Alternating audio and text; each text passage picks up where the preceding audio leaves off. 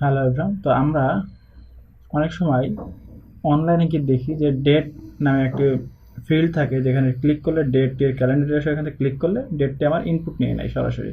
তো আমরা এই কাজটা এখন এমএস ওয়ার্ডে করব, কিভাবে একটা ডেট পিকার আনা যায়, যেখান থেকে আমি ডেট ক্যালেন্ডারটা উঠে ভিজিবল হবে, দেন ওইখান থেকে আমি ডেটটাকে সিলেক্ট করতে পারবো।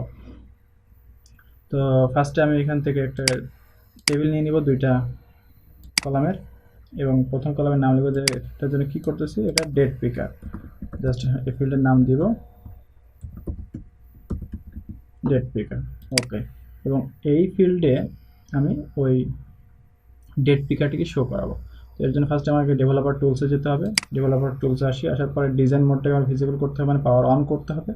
ওকে, পাওয়ার অন করার পরে এইখানে দেখতেছেন ডেট পিকার কন্টেন্ট কন্ট্রোল, এখানে ক্লিক করব।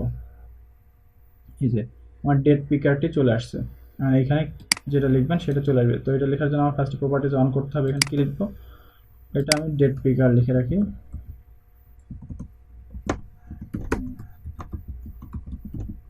ডেট পিকার। আচ্ছা, তারপরে লোকেশন, জিওগ্রাফি, ক্যালেন্ডার টাইপ কি এমন হবে, এগুলো সব এখান থেকে আপনার চেঞ্জ করতে পারেন। আচ্ছা, ডেট অ্যান্ড টাইমের ক্ষেত্রে কীভাবে দেখাবে দেখেন। আগে হলো, আচ্ছা এইখানে অনেকগুলো অপশন আছে, আপনি ডেটটা কীভাবে দেখবেন, যেমন ফার্স্টে মাস, দিন, বছর, অথবা দিন এরকম লেখা লাগবে সানডে, আগস্ট 25, 2019, আগস্ট 25, 2019। আপনি কোন ফরম্যাটে ডেটটি দেখতে যাচ্ছেন সেটা এখান থেকে চুজ করবেন।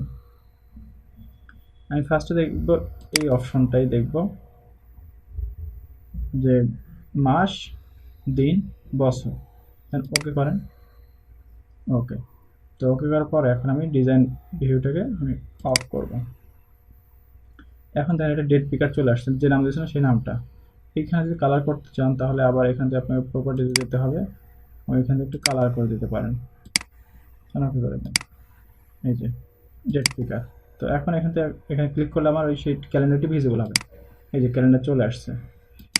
দেখেন এখান থেকে কোন সালে কোন মাসে যাবেন, ধরেন আমি 2020 সালে আগস্ট মাসের 18 তারিখকে ইনপুট দেব।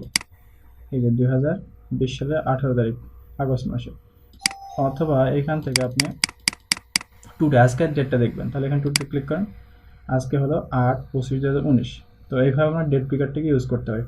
অথবা এখান থেকে আপনি দেখেন যে সানডে, আগস্ট, এই জিনিসটা এই এমন ফর্মেটে আপনার ডেটটাকে দেখতে যাচ্ছেন, ওকে করেন।